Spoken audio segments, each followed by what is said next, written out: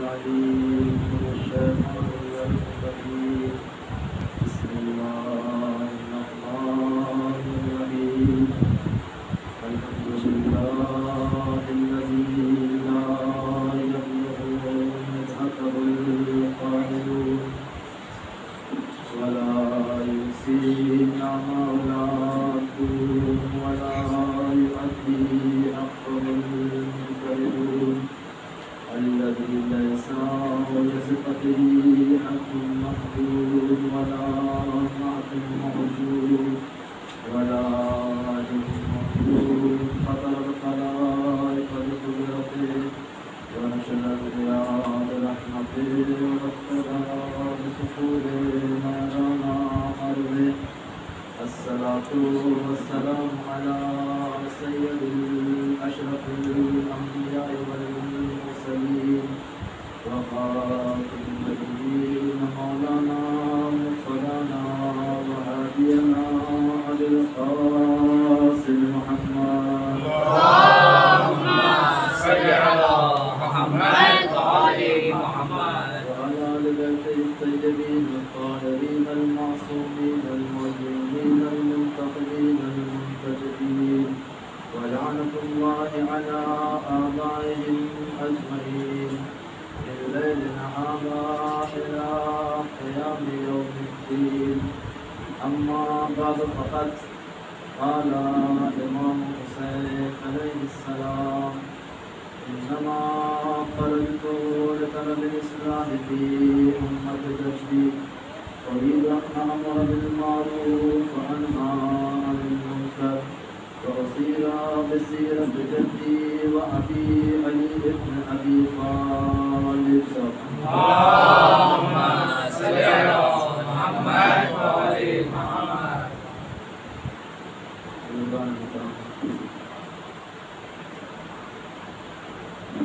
سب سے پہلے ہم شکر معلوم کرتے ہیں خدا عالم نے ہمیں رسالت بخشی کہ ہم اپنے زندگی کے کلمات کے ساتھ ذکر خدا کریں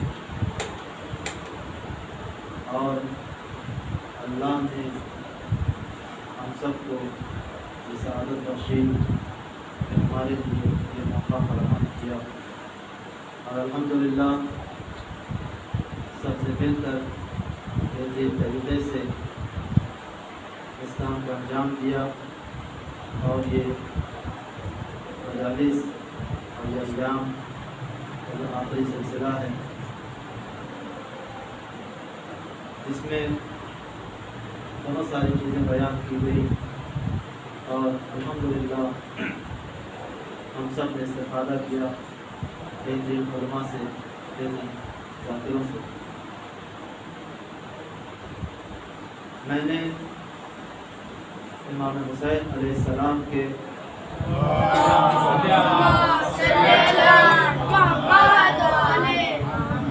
جن کلمات کو اپنا عنوان سخن قرار دے کر آپ کے گوش گزار کیا ہے بہت ہی مشہور معروف خطبے کا ایک حصہ ہے جسے میں نے پیش کیا جس میں امام حسین علیہ السلام اپنے مقصد قیام کو بیان کر رہے ہیں. امام فرما رہے ہیں کہ انما خرجت لطلب الاصلاح فی امت جدی اريد ان امر بالمعروف وانهى عن المنکر. مقصد قیام کیا ہے؟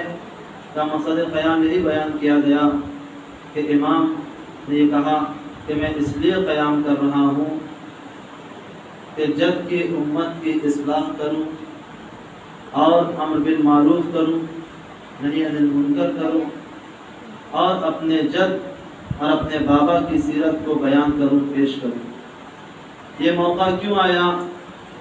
کیونکہ دین اسلام میں کچھ ایسے افراد کچھ ایسے درندے اسلام کا نقاب اوڑھ کر داخل ہو گئے تھے کہ جو ظاہراً مسلمان نظر آتے تھے، جو ظاہراً دیندار نظر آتے تھے، جو ظاہراً اپنے آپ کو مسلمان کہہ رہے تھے، لیکن اسی کے ساتھ ساتھ حالات ایسے بدلتے جا رہے تھے اور خیالات پر جہالت کا ایسا پردہ پڑ رہا تھا کہ جہاں پر انسان یہ سن رہا تھا کہ آواز گونج رہی تھی شام سے، کہ یہ کہا جا رہا تھا کہ کوئی وحی نازل نہیں ہوئی، کوئی قرآن نہیں آیا، یہ سب بنی ہاشم کا ڈھونگ تھا۔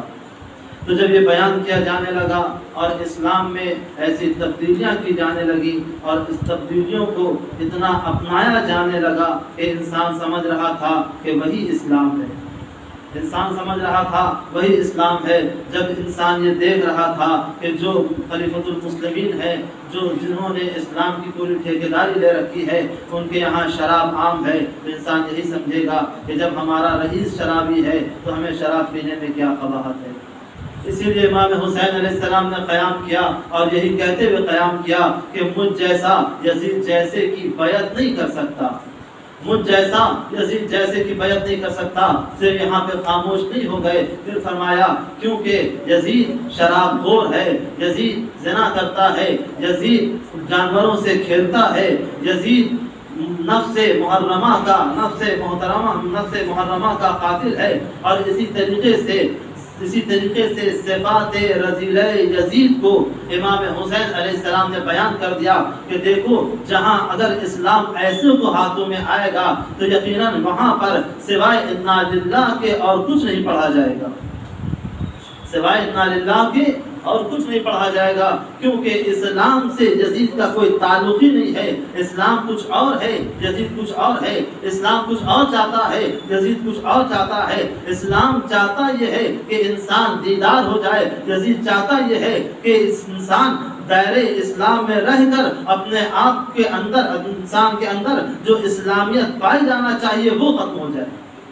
یعنی کیا؟ یعنی یہ ہے کہ ظاہراً سب کچھ ویسے ہی ہو جیسے اسلام چاہتا ہے، لیکن انسان کے اندر سے روح اسلام ختم ہو جائے، روح اسلام ختم ہو جائے، ہر برائی عام ہو جائے اور ہر برائی کو انسان اپنا لے۔ تو اسی لیے امام حسین علیہ السلام نے جب قیام کیا ہے تو یہ بتا دیا کہ دیکھو ہم اس نبی کے نواسے ہیں کہ جو نبی دین لے کر آیا تھا، جو نبی دین لے کر آیا تھا، جو نبی دین لے کر آیا، ہم اس کے نواسے ہیں۔ تو عزیزوں امام حسین بتا رہے ہیں کہ دیکھو ہمارا رشتہ اسلام سے کیسا ہے اور مخالفین کا رشتہ اسلام سے کیسا ہے۔ مخالفین ہمیشہ سے مخالف رہے اسلام کے اور ہم ہمیشہ سے محافظ رہے اسلام کے۔ سلام محمد علیہ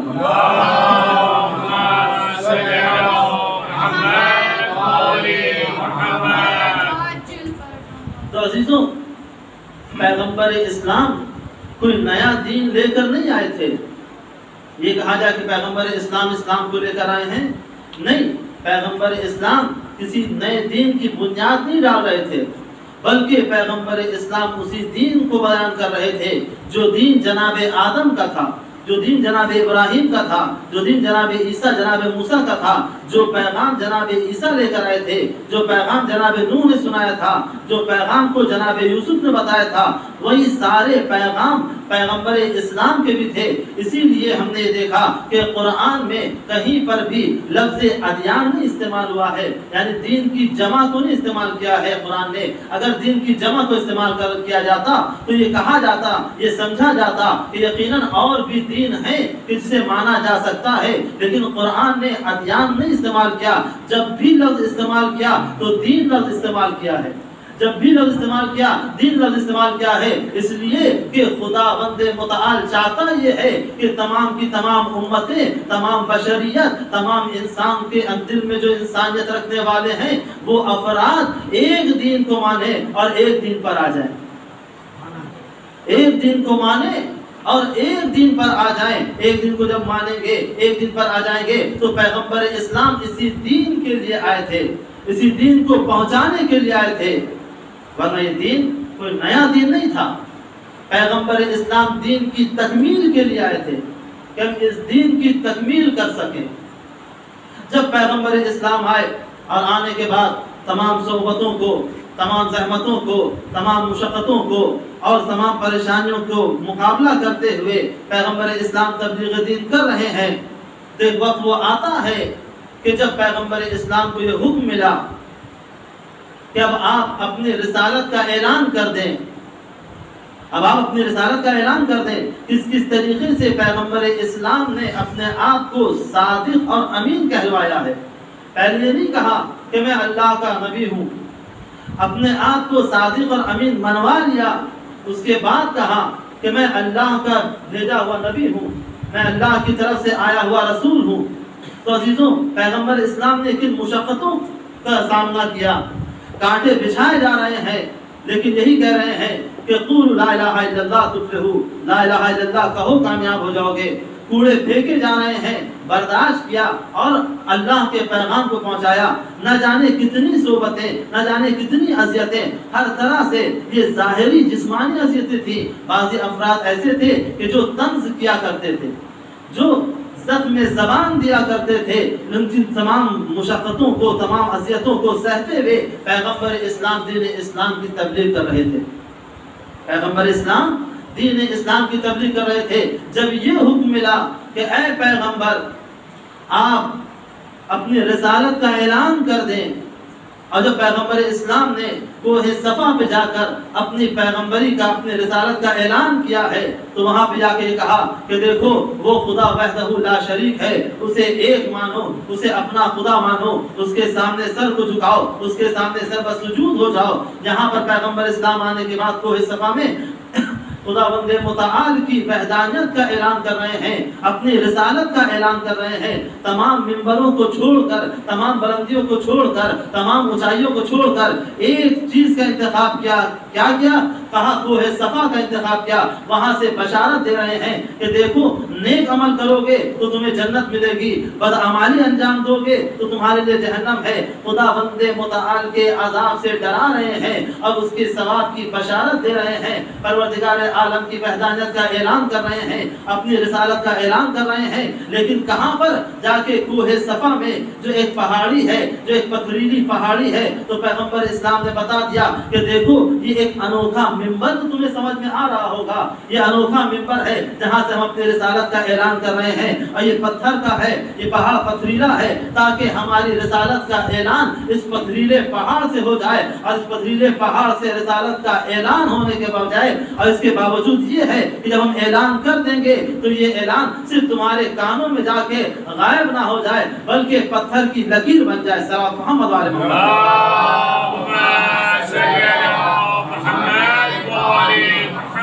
अपनी रिसालत के ऐलान के लिए पैगंबर इस्लाम ने एक ऐसे मिंबर का इंतखाब किया है कि जो मिंबर कहीं और नजर नहीं आता, जो बुलंदी कहीं और नजर नहीं आती, जो ऊंचाई कहीं और नजर नहीं आती। ये पैगंबर इस्लाम की रिसालत का ऐलान है, पैगंबर इस्लाम की रिसालत का ऐलान है, जहाँ पे कहा गया कि एक पैगंबर ने एक अनोखे मिंबर को अपनाया है। तो अजीजों, ये ओहदे की इनफरादियत है कि जब पैगंबर इस्लाम ने सबसे पहले अपनी पैगंबरी का, अपनी रिसालत का ऐलान किया, तो एक ऐसे मिंबर को अपनाया। और जब पैगंबर इस्लाम ने मौला की मौलायत का ऐलान करना चाहा, तो कोई और मिंबर नहीं था, बल्कि एक अनोखा मिंबर बनाया था, जिसे गजाओं का मिंबर कहते हैं, ताकि इंसान ये समझ जाए कि देखो, ये ओहदे की इनफरादियत है। पैगंबर ने अपनी रिसालत का ऐलान किया तो वहां भी मिंबर जुदा था, पैगंबर ने मौला की मौलायत का ऐलान किया है तो यहाँ भी मिंबर जुदा है।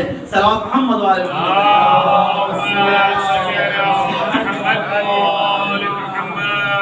तो पैगंबर अपनी रिसालत का ऐलान कर रहे हैं, और उसके बाद दावत ज़ुरशीरा कि देखो, हम अल्लाह के भेजे हुए नबी हैं, जो हमारी मदद करेगा वो हमारा जानशीन होगा, वो हमारा भाई होगा। सारे लोग खामोश रहे और 3 दिन तक दावत चलती रही। जब ऐलान करने के लिए खड़े होते थे तो दरमियान से कभी अबू जहल, कभी कोई खड़ा हो जाता था और ये कहता था कि देखो, ये जादूगर हैं, इन्होंने किस तरीके से खाने में इजाफा कर दिया और क्या कर दिया। 2 दिन ऐसे चला। जब तीसरे दिन پیغمبر اسلام کھڑے ہوئے اور چاہتے ہیں کہ اپنے رسالت کا اعلان کریں اور اپنی مدد کے لیے کسی سے کہیں، جیسے ہی کھڑے ہوتے ہیں پھر کسی نے چاہا کہ تماشا کھڑا کریں اور پروپیگنڈا کریں اور ان پیغمبر کی باتوں کو ختم کر دیں۔ جیسے ہی کوئی کھڑا ہونا چاہتا تھا تو وہاں پہ ایک شخصیت ایسی تھی کہ جو ہمیشہ سے ولادت سے لے کے اپنی حیات تک پیغمبر کی حمایت کر رہی تھی، پیغمبر کی حفاظت کر رہی تھی۔ ایک مرتبہ آواز دیا، اسکت یاور، اے کانے چپ ہو جاؤ۔ جب کوئی پیغمبر کی مخالفت کے لیے کھڑا ہو رہا تھا تو جناب ابو طالب نے یہی لفظ استعمال کیا، اسکت یاور، اے کانے چپ ہو جاؤ، خاموش ہو جاؤ۔ اس کے بعد پیغمبر سے کہا، اے اللہ کے نبی، آپ جو اعلان کرنا چاہتے ہیں کریں، ذرا مزاج کو دیکھیں۔ ہمارا مزاج یہ ہے کہ ہم ایک وقت میں ایک ہی مزاج رکھتے ہیں، ہم ایک وقت میں ایک ہی مزاج رکھتے ہیں۔ جب ہمارے سامنے کوئی ایسی ضرورت پیش آتی ہے تو ہمارا مزاج ایک ہوتا ہے، جب ہم الجھن و پریشانی میں ہوتے ہیں تو ہمیشہ الجھن و پریشانی میں رہتے ہیں، جب ہم خوش رہتے ہیں تو مسلسل خوش رہتے ہیں۔ لیکن وہاں پر جہاں پر یہ پیغمبر بتا رہے ہیں کہ مجھے اپنی رسالت کا اعلان کرنا ہے، وہاں پہ جب ابو طالب نے ایک شخص کو غصے میں کہا خاموشی سے بیٹھ جاؤ، تو وہاں پہ کہا جا سکتا تھا کہ پیغمبر سے بھی اسی انداز میں کہتے، لیکن جناب ابو طالب پیغمبر کی عظمت کو جانتے ہیں، ان کی عظمت کو پہچانتے ہیں۔ ہم نے یہ دیکھا ہے کہ جہاں پر پیغمبر اسلام کی عظمت کو پہچان رہی ہے وہ شخصیت، تو اس نے یہی کہا ابو جہل سے کہ تم خاموش ہو جاؤ۔ پیغمبر سے احترام سے کہا، اے سید و سردار، آپ اپنے رسالت کا اعلان کریں اور اپنا اعلان کریں اور بتائیں کہ اسلام کیسا۔ محمد و محمد اللهم صل على محمد وآل محمد۔ تو یہ ہے جب پیغمبر اسلام نے اسلام کی تبلیغ کی اور اسلام اپنی رسالت کا اعلان کیا تو سارے لوگ خاموش تھے، صرف ایک جوان کھڑا ہوا اور اس نے یہی کہا، یا رسول اللہ، میں آپ کی مدد کرنے کے لیے تیار ہوں، میں آپ کی مدد کرنے کے لیے تیار ہوں۔ مرحلہ اور آگے بڑھتا ہے، مرحلہ یہاں تک جاتا ہے کہ یہ دنیا ہے اور ظاہری تمام کی تمام چیزیں سبب اور مسبب پر قائم ہے۔ دنیا کی کوئی چیز بھی سبب و مسبب سے الگ نہیں ہے، ہر جگہ اسباب پائے جاتے ہیں تب مسبب ہوتا ہے، جب سبب ہوگا تب مسبب ہوگا۔ اور زبان فلسفے میں لفظ اتفاق کو رکھا ہی نہیں گیا، فلسفے میں یہ نہیں کہا جا سکتا کہ یہ اتفاقاً ایسا ہو گیا، نہیں، کوئی سبب ہوا ہے تب مسبب وجود میں آیا ہے۔ تو پیغمبر اسلام کا وجود ظاہری اور پیغمبر اسلام کا تبلیغ کرنا، تو پوری کائنات جب سبب و مسبب کی ضرورت مند ہے، محتاج ہے، تو پیغمبر اسلام کی تبلیغ کے لیے بھی کسی سبب و مسبب کو ہونا چاہیے، کسی کو مددگار ہونا چاہیے کہ جو پیغمبر اسلام کی مدد کرے، جو پیغمبر اسلام کی اس امر میں مدد کرے۔ وہ کون افراد تھے؟ کہا وہ دو افراد تھے، سب سے پہلے جناب ابو طالب تھے اور دوسری جناب خدیجہ تھی، جناب ابو طالب نے مدد کی، جناب خدیجہ نے مدد کی، اور اس کو قرآن نے بھی سراہا ہے، اور قرآن نے بتایا کہ اے پیغمبر، جب میں نے آپ کو یتیم پایا تو آپ کو پناہ دیا، اور جب میں نے آپ کو تنگدست پایا تو میں نے آپ کو مالدار بنا دیا۔ تو ہم نے یہی دیکھا کہ سوائے ابو طالب کے کسی اور نے پیغمبر کو پناہ نہیں دی، سوائے خدیجہ کے، سوائے مال خدیجہ کے ذریعے کہیں اور سے پیغمبر مالدار نہیں ہوئے۔ صلی اللہ علیہ وسلم۔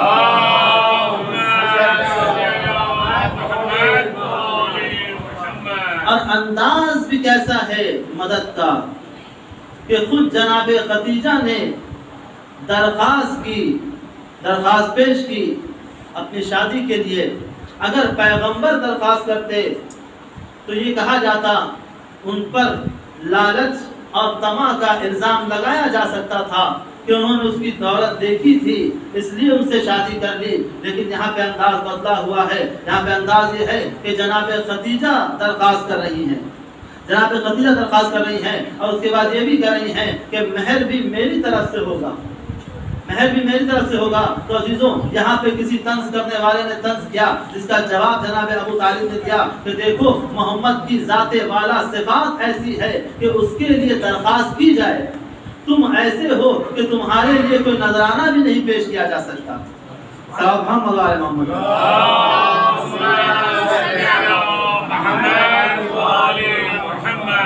تو عزیزوں، یہ چیزیں ہیں جہاں پر پیغمبر اسلام دین اسلام کی تبلیغ کر رہے ہیں، اور یہ دیکھا گیا کہ دین اسلام کی تبلیغ کے لیے دو چیزوں کی ضرورت ہوتی ہے۔ کسی بھی چیز کو پہنچانے کے لیے ایک ہمارے پاس تحریری نسخہ ہو، یا ایک ہمارے پاس تقریری امتیاز ہو، یا ہم تقریر کر سکتے ہوں یا تحریر کر سکتے ہوں، اس کے ذریعے ہم اپنے میسج کو، اپنے پیغام کو آپ تک پہنچا سکیں۔ پیغمبر اسلام کے پاس بھی یہی دو چیزیں تھی، ایک تقریر تھا اور ایک تحریر تھا۔ لیکن جب پیغمبر اسلام یہ کرنا چاہتے تھے کہ اسلام کے پیغام کو پہنچا دیا جائے، جب تقریر کرنا چاہتے تھے تو دعوت ذوالعشیرہ میں سب سے پہلے رکاوٹ لوگ بن گئے کہ انہیں تقریر نہیں کرنے دیا گیا۔ اور جب پیغمبر اسلام عمر کی آخری میں یہ لکھنا چاہتے تھے تو یہی کہا کہ کچھ قلم و دعوات مجھے دے دو، میں کچھ لکھ دوں۔ تو یہاں پر بھی پیغمبر اسلام کو یہ کہہ کے روک دیا گیا کہ اگر انہیں قلم و دعوات دو گے تو یقیناً یہ ہمارے خلاف کچھ لکھ دیں گے، یا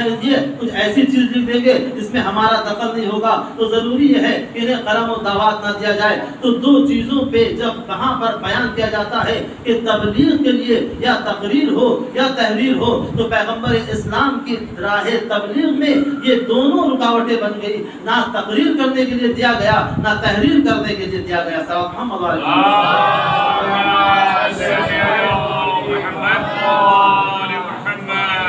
یہ مرحلہ تبلیغ پیغمبر اسلام جو چل رہا تھا، یہ یہاں تک پہنچا کہ پیغمبر اسلام یہ کہہ رہے ہیں کہ تم دین اسلام کو قبول کرو، تم دین اسلام کو مانو۔ اب وہ مرحلہ آتا ہے کہ جہاں پر ساری صحبتیں، ساری مشقتوں کے بعد جب اسلام کا دامن پھیلنے لگا، اسلام کا دائرہ بڑھنے لگا، لوگوں میں کچھ سوجھ بوجھ آنے لگی، تو یہ کہا گیا اے پیغمبر آپ نے ہمیں حیوان سے انسان بنا دیا۔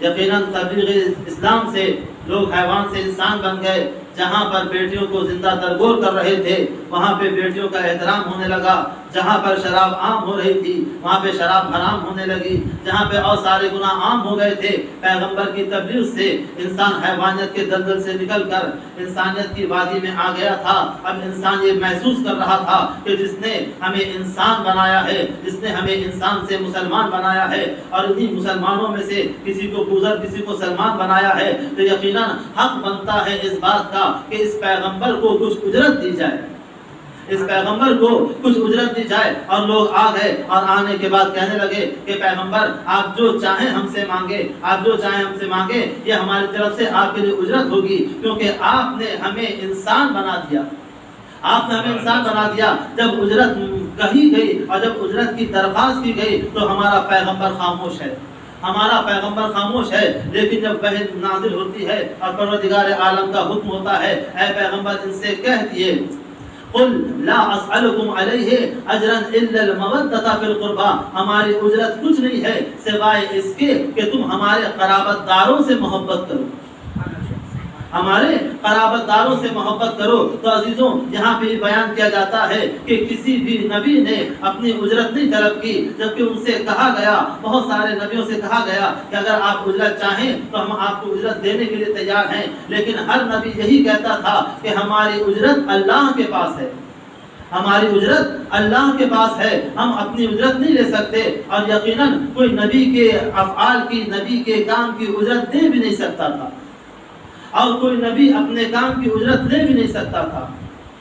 صرف پیغمبر نے اجرت کے لیے کہا، اور اس انداز میں کہا۔ وہ کون سی اجرت تھی؟ کہا ہمارے قرابت داروں سے محبت کرو، ہمارے قرابت داروں سے محبت کرو۔ تو عزیزوں کسی نبی نے نہیں مانگا اجرت، پیغمبر نے اجرت کے لیے کہا۔ تو آخر وجہ کیا ہے؟ کیونکہ پیغمبر نے جس اجرت کو پیش کیا ہے وہ ہے قرابت داروں سے محبت، وہ ہے قرابت داروں سے محبت۔ اجرت کیا ہوتی ہے؟ کہا اجرت یہ ہے کہ کسی کی کوئی چیز کا اس کے مقابلے میں کوئی چیز دے دی جائے، کسی چیز کے مقابلے میں کوئی چیز دے دی جائے۔ اگر ایک چیز مادی ہے، ہم اسے خریدنا چاہتے ہیں تو اسے اجرت دے کے وہ چیز خرید سکتے ہیں، لیکن ایک چیز مانوی ہے، اگر ہم اسے خریدنا چاہیں تو اسے نہیں خرید سکتے، اسے اجرت دے کے نہیں خرید سکتے۔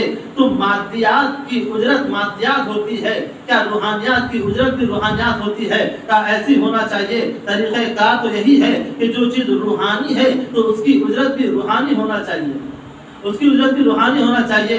تو اب عزیزو ذرا اندازہ لگائیں، کیا ہم اپنے ماتم کو بیچ سکتے ہیں؟ کیا ہم اپنے رونے کو بیچ سکتے ہیں؟ اگر ہم سے یہ کوئی کہے کہ تم اپنے رونے کو، اپنے گریہ وزاری کو بیچ دو، ہم اتنا پیسہ دیں گے، تو کیا ہم تیار ہو جائیں گے؟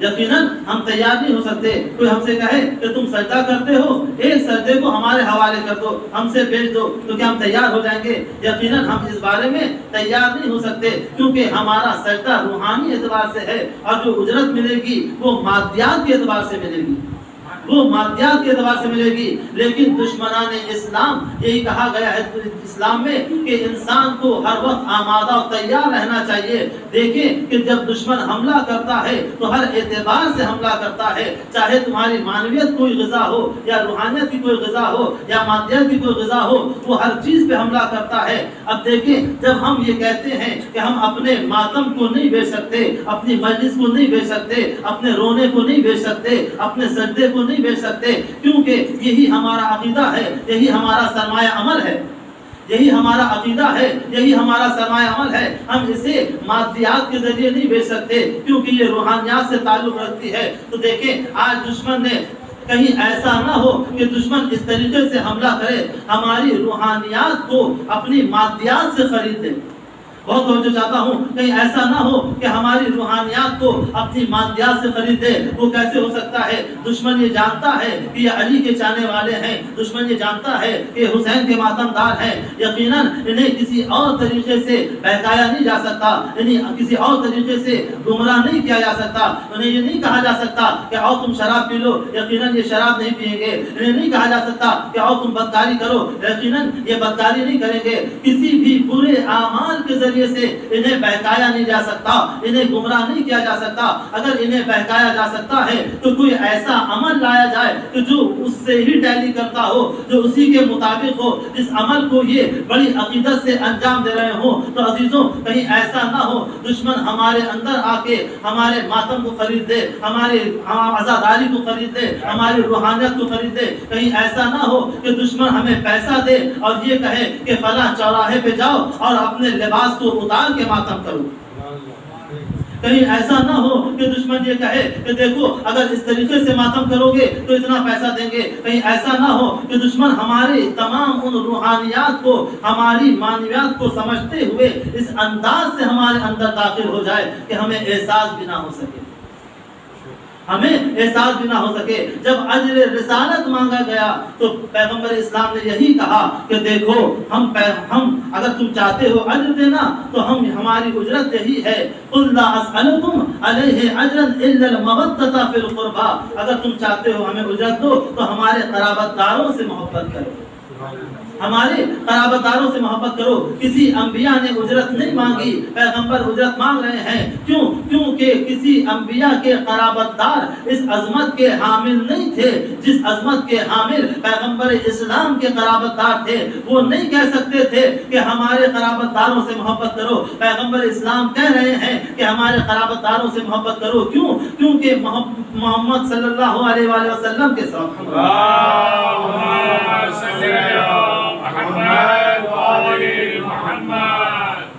کیونکہ پیغمبر اسلام کے جو قرابت دار ہیں وہ کون ہیں؟ خود پیغمبر اسلام نے فرمایا اولنا محمد و اوسطنا محمد و آخرنا محمد و کلنا محمد، ہمارا اول بھی محمد ہے، ہمارا اوسط بھی محمد ہے، اور ہم سب کل کے کل محمد ہیں۔ صلی محمد علیہ وسلم۔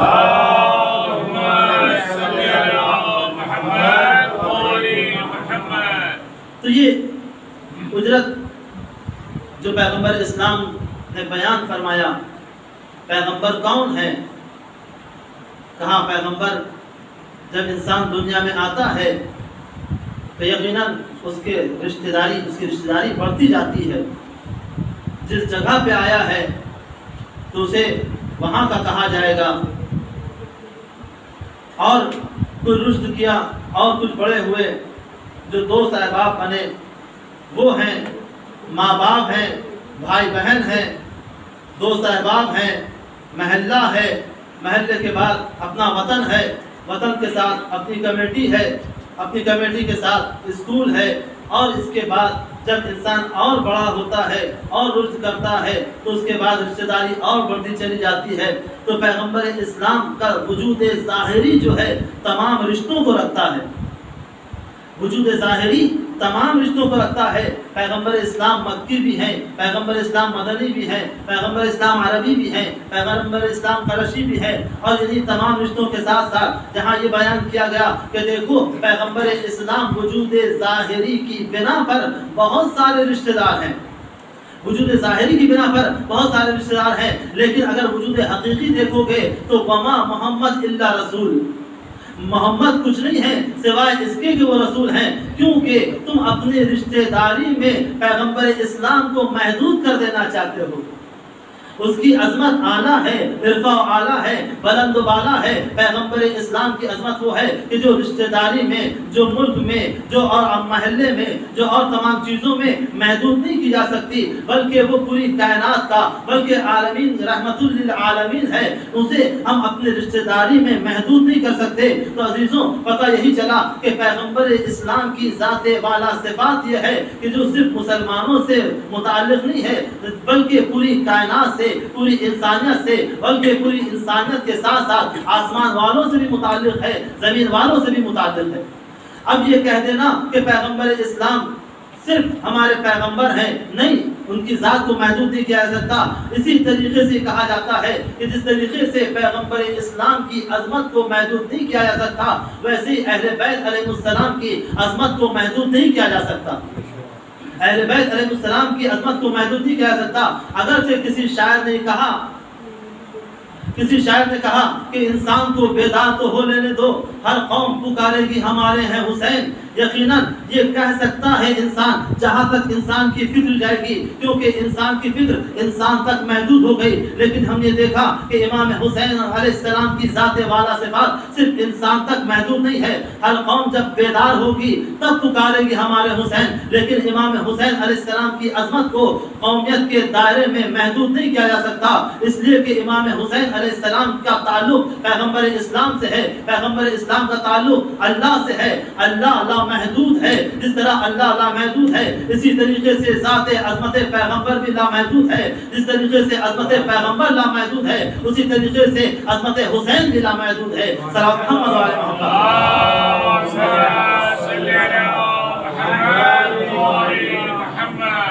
تو یہ رشتہ داری کا مسئلہ، اور یہ کہا جائے کہ عظمت محدود نہیں، ان کا تعلق لامحدود سے ہے. پیغمبر اسلام نے کیا فرمایا کہ ان الصلاۃ و نسکی و محیای و مماتی للہ رب العالمین.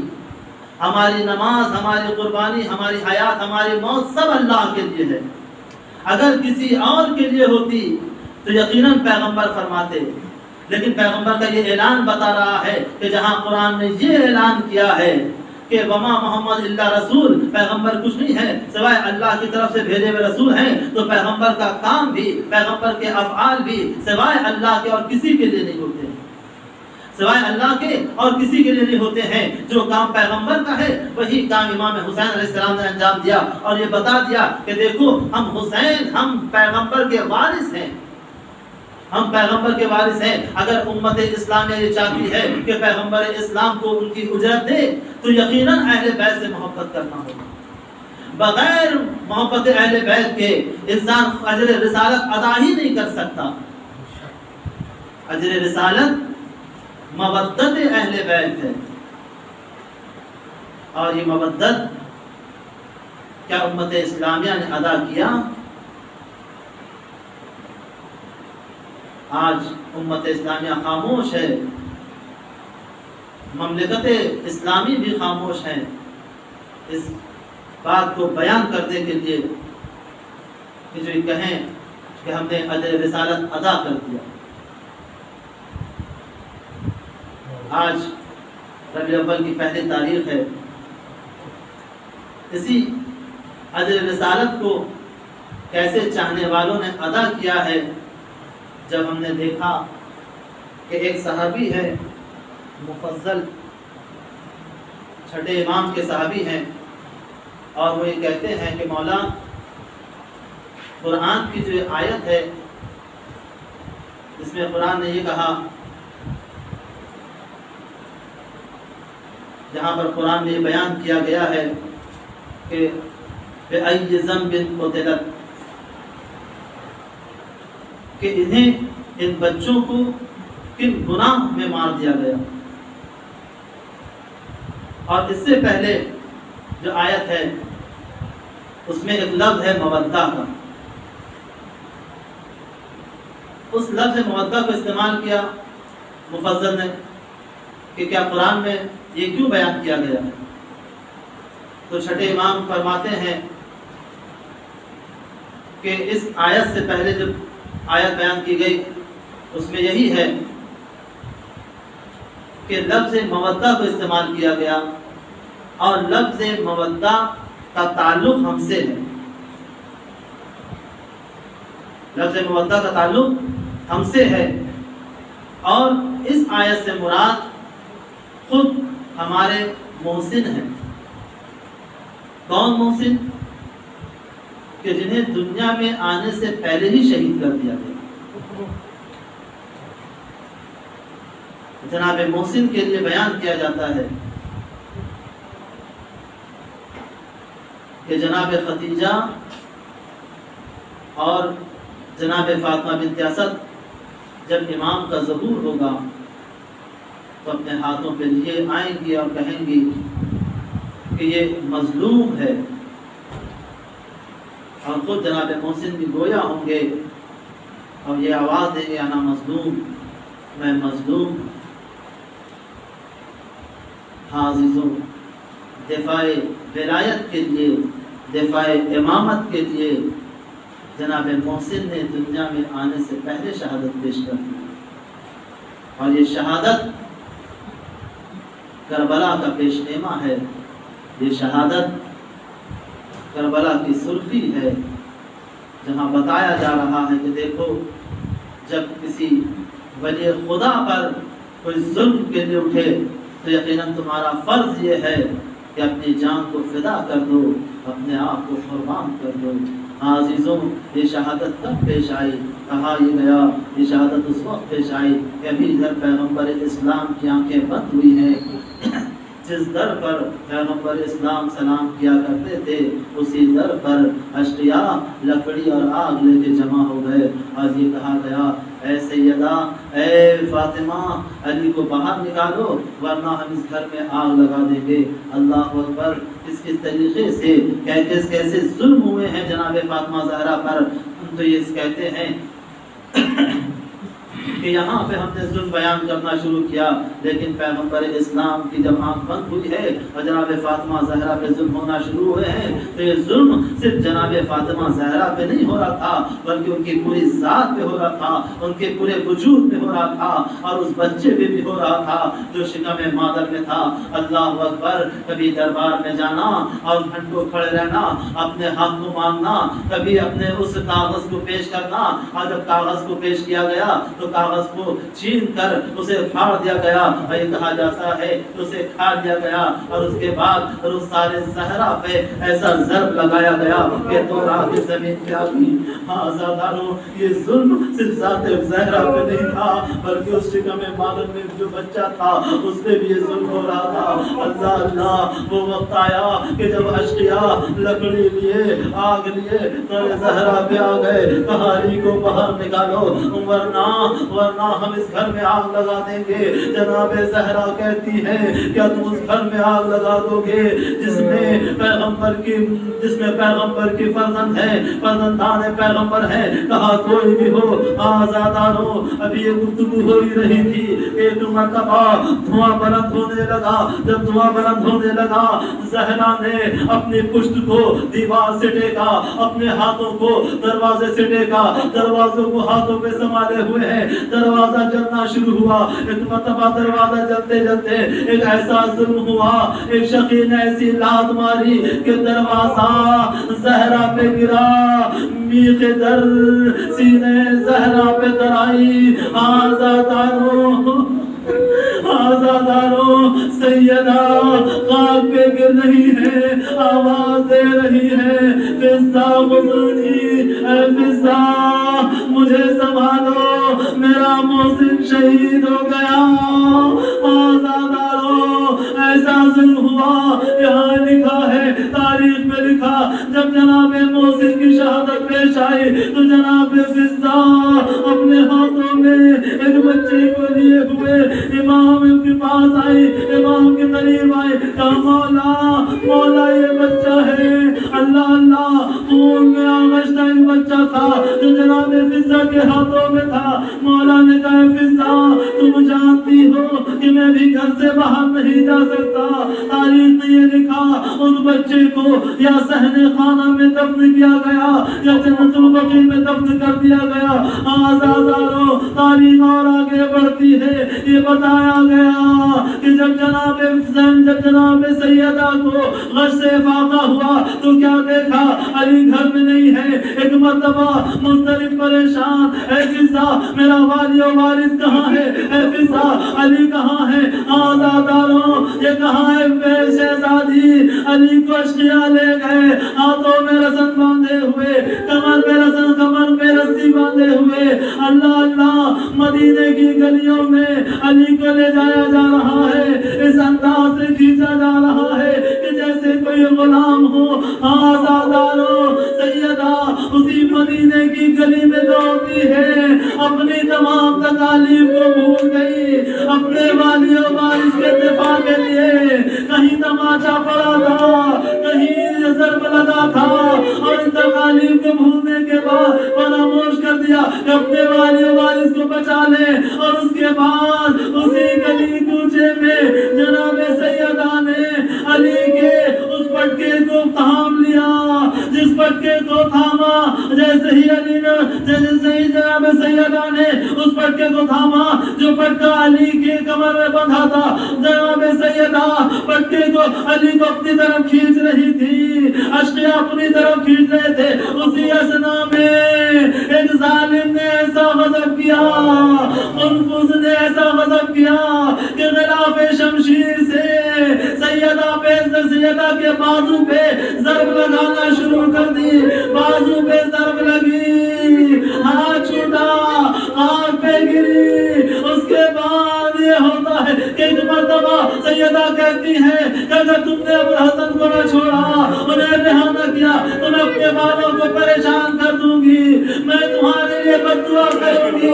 آزاداروں جیسے ہی سیدہ نے یہ کہا، مولا دیکھ رہے تھے، آسمان کا رخ کیا، کیا دیکھا کہ آسمان کا رنگ بدل رہا ہے، آسمان کا مزاج بدل رہا ہے، قیامت کے آثار نمودار ہو رہے ہیں۔ مولا نے کہا سیدہ کو روکو، اگر سیدہ نے اگر زہرا نے ان کے لیے بد دعا کر دیا تو یقیناً قیامت برپا ہو جائے گی۔ اے بی بی علی نے منع کیا ہے، آپ بد دعا نہ کریے گا، یا آپ کے بابا کی امت میں سے ہیں۔ اللہ اللہ جیسے ہی آثار نمودار ہوئے، سیدہ نے بد دعا نہیں کی، لیکن حالات کو دیکھ کر اشقیا نے علی کو رہا کر دیا، علی کو چھوڑ دیا، تلواریں سر سے ہٹ گئی، ہاتھوں کو کھول دیا گیا، علی چلے ہیں۔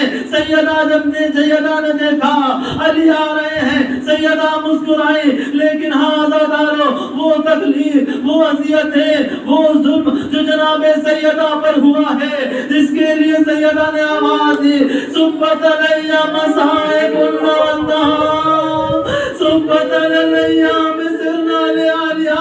اے بابا آپ کے بعد ایسا ظلم ہوا، اگر وہ ظلم دن کی روشنائی پہ پڑتا تو وہ رات کی تاریکی میں بدل جاتا۔ آزاداروں زہرا پہ کون سا ظلم ہوا؟ وہ ظلم ہوا کہ جب زہرا وصیت کر رہی ہے تو وصیت سے سمجھ میں آتا ہے کہ جناب زہرا پہ کیسا ظلم ہوا۔ اے علی کفنی لیلا، اے علی دفنی لیلا، اے علی غسلنی لیلا، اے علی مجھے رات کی تاریکی میں غسل دیجیے گا، اے علی مجھے رات کی تاریکی میں کفن پہنائیے گا، اے علی مجھے رات رات کی تاریکی میں دفن کریے گا۔ ہاں عزاداروں، یہ جناب سیدہ کی وصیت ہے۔ اس کے بعد کہتی ہے اے علی جب مجھے دفن کر دیے گا اور جب میری قبر پہ آئیے گا تو خاموش نہ بیٹھیے گا بلکہ قرآن کی تلاوت کرتے رہیے گا، مجھے قرآن کی تلاوت بہت پسند ہے۔ اس کے بعد ایک مرتبہ وہ وصیت کی جو ایک ممتا سے بھرا ہوا جملہ تھا، اے علی میرے بچوں پر رحم کریے گا، اگر کوئی خطا کرے تو ان پہ ناراض نہ ہوئیے گا، انہیں کبھی میرا احساس نہ ہونے دیجیے گا۔ آزاداروں وصیت کر چکی، علی مسجد میں آئے، ایک مرتبہ حسنین دوڑتے ہوئے آئے، بابا ہماری ماں دنیا میں نہ رہی، جیسے ہی سنا کہ فرزا زہرا اس دنیا میں نہ رہی، علی جیسا شجاع منہ کے بل زمین پہ گر پڑا۔ اور اس کے بعد جب ملائکہ آنے کے بعد وہ وقت آتا ہے کہ جب غسل کفن دیتے ہیں، جب غسل دے رہے ہیں، غسل دیتے ہمارا مولا ایک ایسی چیخ مارتا ہے، چیخ مارنے کے بعد ظرف آب کو زمین پہ پھینکا اور دیوار سے ٹیک لگا لی۔ کسی نے پوچھا اے علی ایسا کون سا ظلم آپ نے دیکھ لیا، کیا غضب ہو گیا کہ آپ نے ایسی چیخ ماری؟ مولا فرماتے ہیں تمہیں کیا پتا، میں نے جب سے زہرا کے چہرے پہ پانی ڈالا تو میں نے دیکھا تماچے کے نیل کا نشان ہے، میں نے جب بازو پہ پانی ڈالا تو دیکھا غلاف شمشیر کا نشان ہے، جب میں نے پہلو پہ پانی ڈالا تو دیکھا پہلو شکستہ ہے۔ آزاداروں غسل ہوا، کفن پہنایا گیا، علی نے فاطمہ کو دفن کر دیا۔